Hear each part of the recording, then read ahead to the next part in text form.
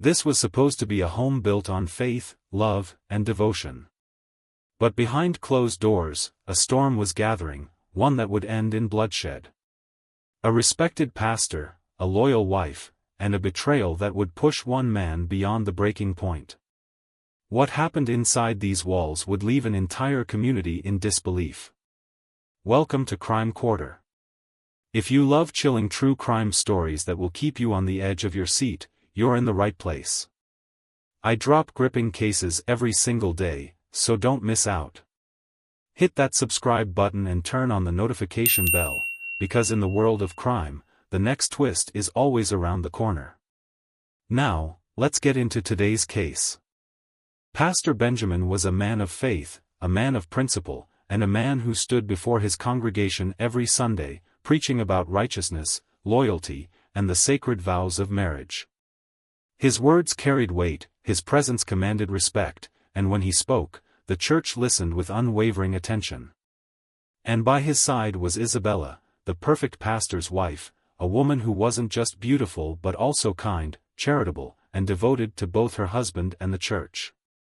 She spent her days serving the community, feeding the hungry, organizing charity drives, and offering words of comfort to those in need, making her a beloved figure among the congregation.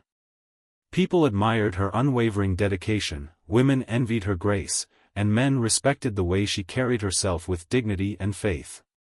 Together, they were a power couple in the religious community, the embodiment of faith and love, standing as a shining example of what a God-centered marriage should be.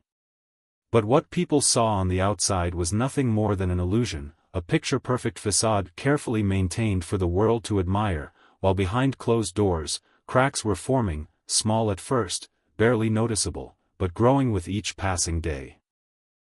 Benjamin felt it before he could see it, an unease creeping into his heart, whispering that something was wrong even when he had no proof. At first, it was the little things, the way Isabella's laughter no longer reached her eyes, the way her touch became fleeting, almost forced, like a woman going through the motions rather than embracing the love they once shared. She had always been affectionate, always quick to place a reassuring hand on his shoulder or steal a kiss between Sunday services, but now, she was distant, absent, as if her mind was somewhere else, somewhere far away from him. Then, she started staying out late, giving excuses that at first seemed plausible, church events, charity work, and helping a friend in need, things she had always done before. And Benjamin, being the devoted husband he was, believed her without question, because why wouldn't he? Isabella was a woman of faith, a woman who had vowed to love and cherish him until death, a woman who had never given him a reason to doubt her before.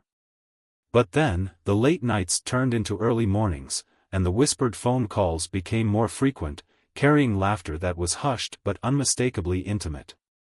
The glow of her phone screen lit up their bedroom at all hours, a small but glaring light in the darkness, illuminating the silence between them in ways words never could. And Benjamin lay beside her, wide awake, staring at the ceiling, pretending not to hear the muffled giggles, the hurried shuffling of bed sheets as she turned away from him, and the sound of her typing something only to quickly erase it. Doubt crept in, slow but steady, coiling itself around his heart like a serpent tightening its grip, squeezing until it became impossible to ignore. Maybe he was overthinking it, maybe he was imagining things, and maybe the devil was trying to plant wicked thoughts in his mind, making him doubt the woman he loved. But then came the moment he could no longer deny, the moment that stripped away every last shred of uncertainty, leaving only the cold, brutal truth.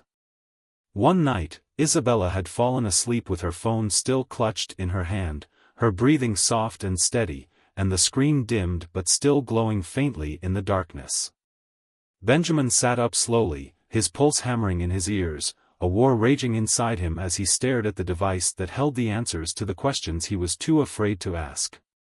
With trembling fingers, he reached for the phone, telling himself not to look, reminding himself that trust was the foundation of any marriage, that he was a man of God, and that jealousy was a sin.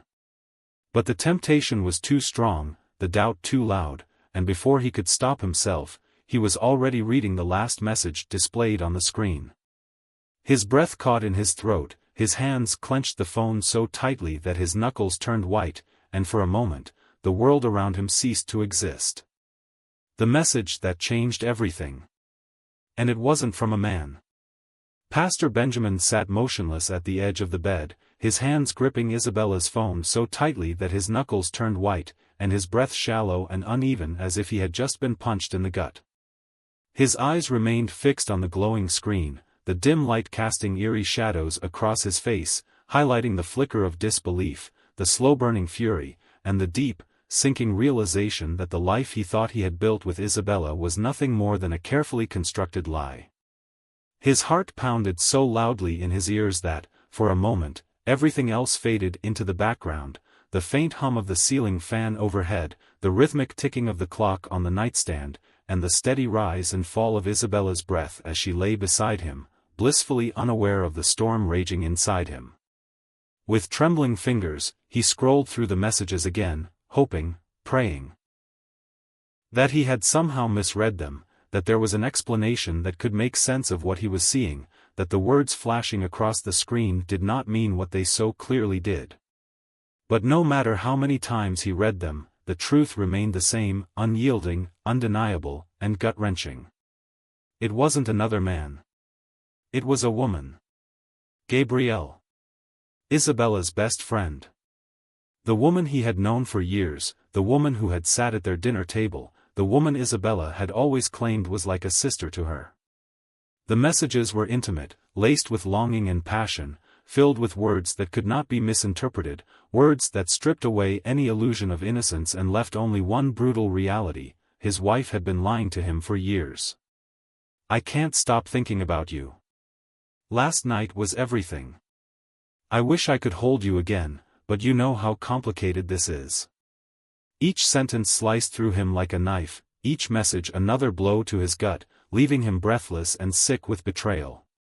His mind raced, struggling to make sense of it all, replaying every moment, every whispered conversation, every unexplained late-night call, every time Isabella had pulled away from his touch, every excuse, and every lie.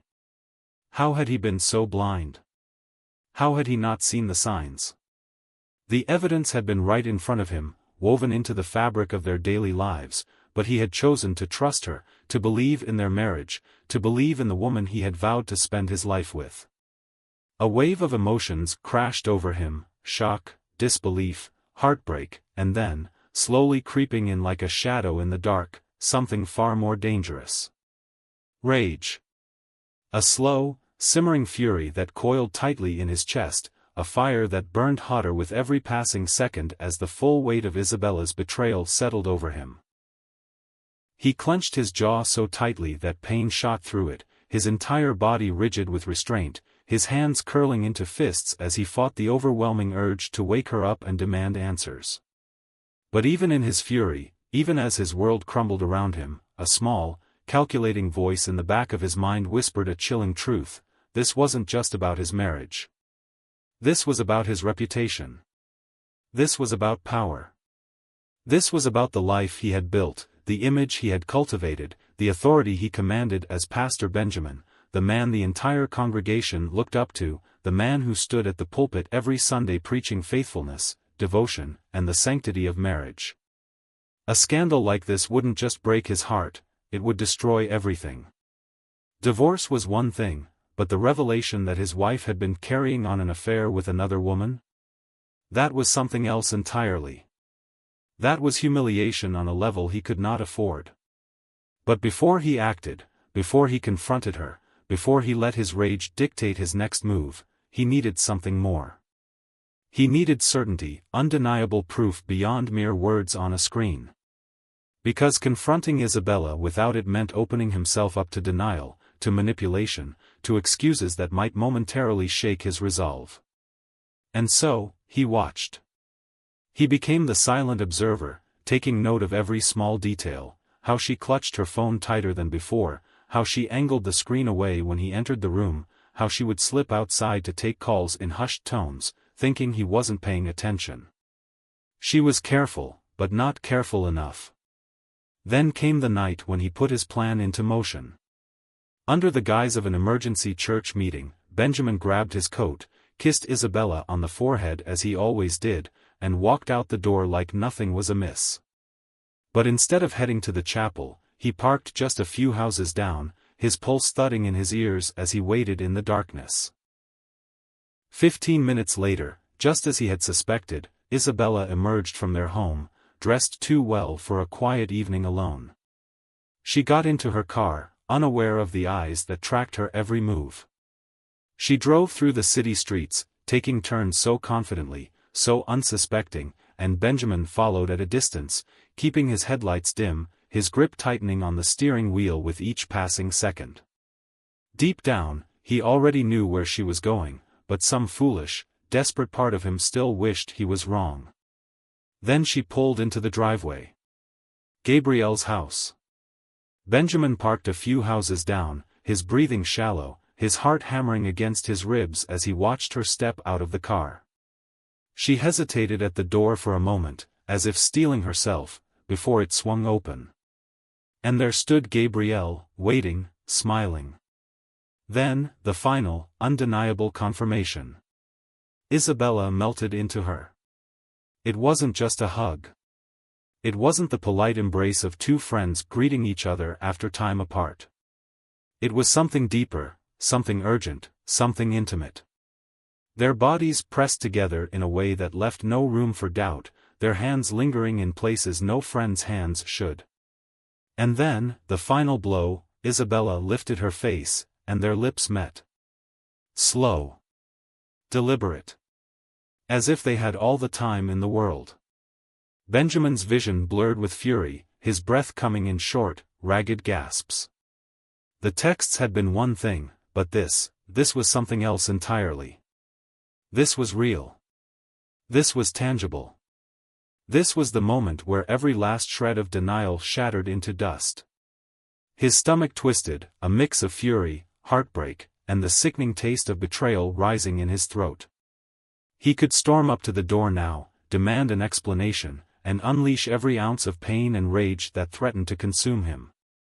But as his fingers clenched around the steering wheel, another thought slithered through his mind: confrontation was one thing. Control was another. And if he wanted to truly come out on top, if he wanted to ensure that he wasn't the one left broken in the aftermath of this, he needed to be smart. He needed to be strategic. So instead of acting on impulse, he sat there in the suffocating silence, his jaw clenched so tight it ached, his mind racing with the weight of what he had just witnessed. One thing was certain. This wasn't over. Pastor Benjamin sat in the darkness of their bedroom, his mind spiraling into a place he had never dared to visit before, a place where fury had a voice, where betrayal had a price, where justice, his justice, was no longer a matter of faith but of action. The weight of the phone in his hand was nothing compared to the crushing pressure in his chest, the suffocating realization that everything he had built, everything he had believed in, had been reduced to a cruel lie. His fingers trembled as he set the phone down, his gaze shifting toward the woman who had caused it all, the woman who had vowed to be his partner, his faithful wife, his devoted supporter, now lying peacefully in their bed as if nothing had changed. But everything had changed. The darkness of the room seemed to stretch around him, swallowing the air, thickening the silence until it became unbearable. The rhythmic ticking of the clock on the nightstand marked each passing second like a countdown, each tick another reminder that he could never unsee what he had seen, never unlearn the truth that had ripped his world apart. He clenched his fists, his nails digging into his palms, his breath slow and deliberate as his mind wrestled with the storm of emotions raging within him. For hours, he sat in silence, consumed by a suffocating mixture of rage, humiliation, and cold calculation. He replayed every moment in his head. The whispered phone calls, the sudden distance between them, the way Isabella had begun dressing differently, smiling more when she thought he wasn't looking, vanishing for hours with excuses so flimsy he should have seen through them months ago. But the texts had confirmed what his gut had been screaming all along. This wasn't a misunderstanding. It wasn't something that could be fixed with counseling or prayer. It was betrayal in its most unforgivable form. He closed his eyes, inhaling deeply, forcing himself to think beyond the pain, beyond the white-hot anger that threatened to consume him. Divorce? No. That wasn't an option. A scandal like this would ruin him, strip him of his position, and turn him into a disgrace in the eyes of his congregation. He had worked too hard, sacrificed too much, to let it all crumble because of Isabella's sins. The only way to survive this, the only way to maintain control, was to eliminate the problem at its source. His fingers flexed, reaching for the heavy iron candlestick on the nightstand, a gift from the church, inscribed with a verse about love and devotion, ironic in the cruelest way. He wrapped his hand around its smooth, cold surface, feeling its weight, its potential, its finality. He didn't move immediately. He sat there, listening to the sound of her breathing, slow and steady, peaceful in her slumber, unaware that she was moments away from meeting the full force of his wrath. His heart pounded against his ribs, his breathing shallow and controlled, every nerve in his body electrified with an intensity he had never known before. He rose from the bed, the floor creaking beneath his feet, but Isabella didn't stir. She had no reason to. She trusted him. The thought sent another wave of anger surging through him. How easy it had been for her to lie to his face, to return to their home night after being with another woman, to play the role of the devoted wife while making a mockery of their vows. His grip tightened on the candlestick as he positioned himself beside her, staring down at the woman he had once loved, the woman who had destroyed everything. A sharp intake of breath. The moment before the storm. Then, with all the strength in his body, he brought the candlestick down with a sickening crack. Isabella's eyes shot open in shock, her mouth parting in a silent scream as pain registered, but there was no time for her to react.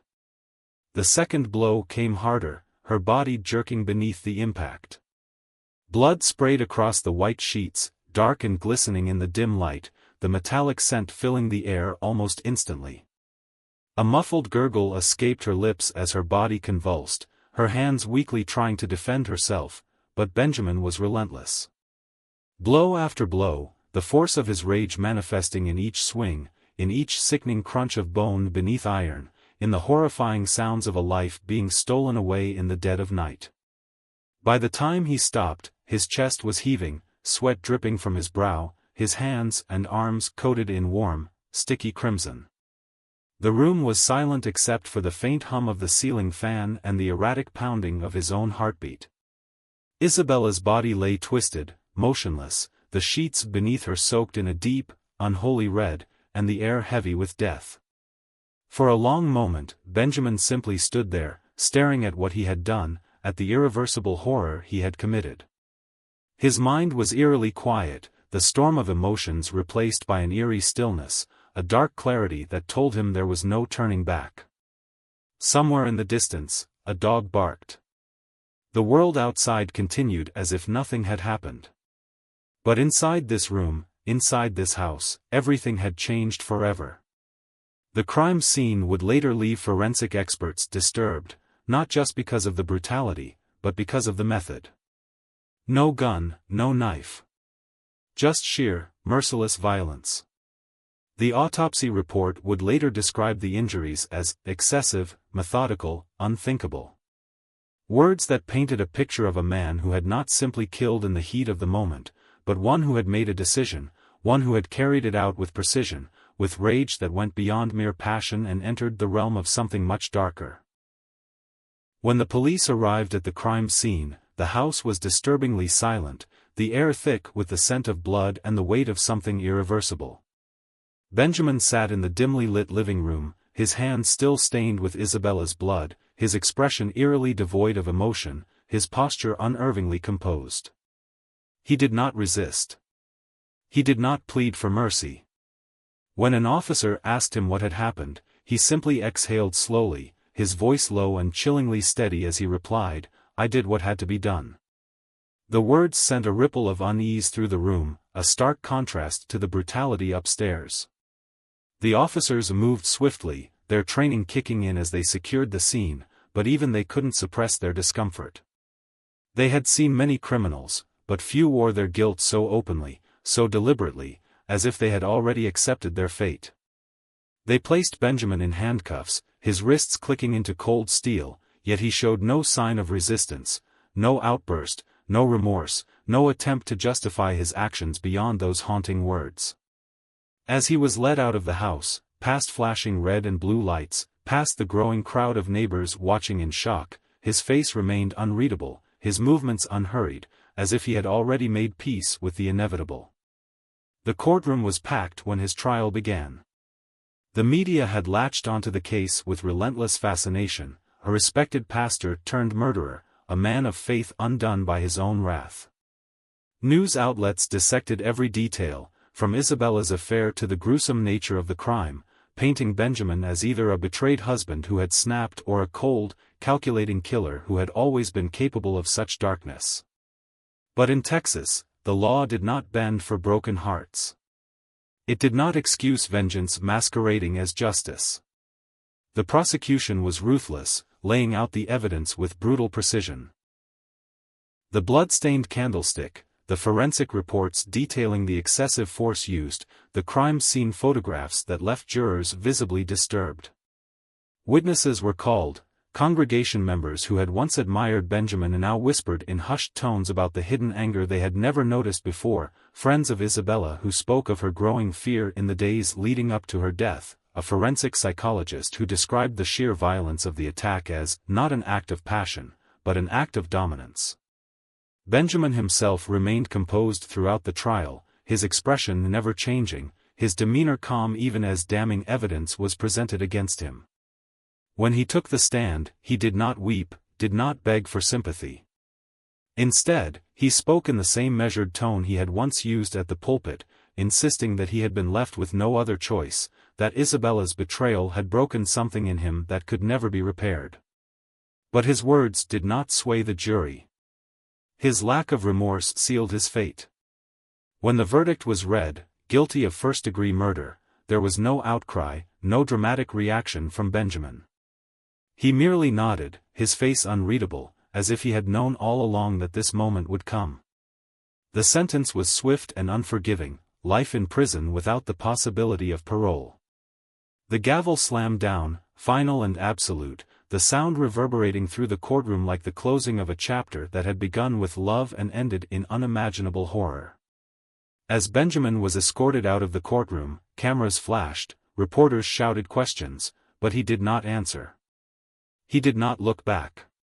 He had been a man of faith, a man of principle, a man who once preached about righteousness and forgiveness. But in the end, he had become something else entirely, a cautionary tale, a reminder of how quickly love could turn to hate, how betrayal could breed destruction, how even the most respected among us could fall from grace. Justice had been served, but one question lingered, whispered in the hallways of the courthouse, debated by those who had followed the case from the beginning. Was this truly about betrayal? Or had it always been about control? What do you think really happened that night? Was this the tragic act of a man overcome by unbearable betrayal, a moment of blind rage that shattered lives in an instant? Or was there something far more calculated beneath the surface, something darker, something premeditated? I want to hear your thoughts. Drop a comment below and let's discuss. If gripping true crime stories that expose the most shocking cases keep you on the edge of your seat, make sure you're subscribed. Hit that button now and turn on notifications, because you won't want to miss what's coming next. And trust me, next time, we're diving into a case even more chilling, one that will leave you questioning everything you thought you knew about justice. Stay tuned.